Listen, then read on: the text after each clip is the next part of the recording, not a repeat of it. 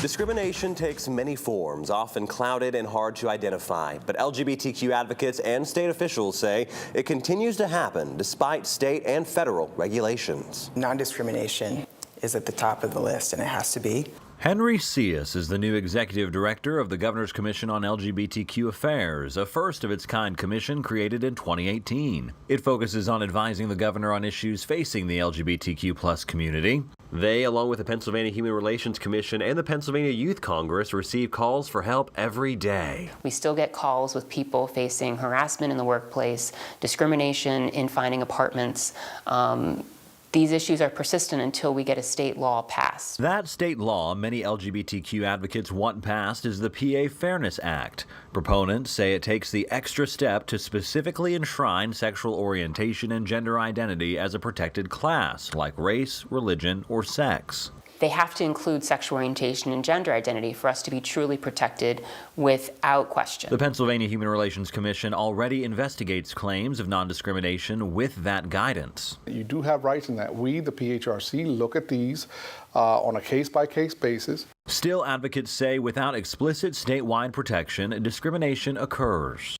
It's a reason dozens of municipalities across the Commonwealth have taken the extra step in adopting local non-discrimination ordinances. Chambersburg, Franklin County did so in October of 2021. You get that sigh of relief and not having to always keep your head over on a swivel, like always constantly being concerned about what somebody's going to say or do.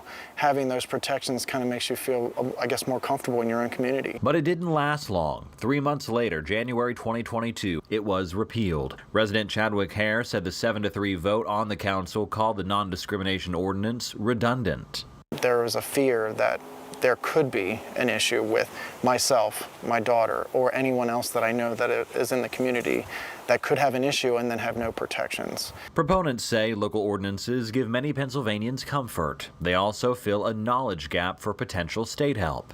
I believe that because there hasn't been any protections in the past, people don't know that they could file. Discrimination also includes access to health care, education, and employment opportunities. Concerns Goodman says are not being addressed correctly in the General Assembly. There's certain arguments being promoted in Harrisburg that non-discrimination protections would force all physicians to provide gender confirmation procedures on minors, which just doesn't happen. The real conversation is, can you go to a hospital and get health care?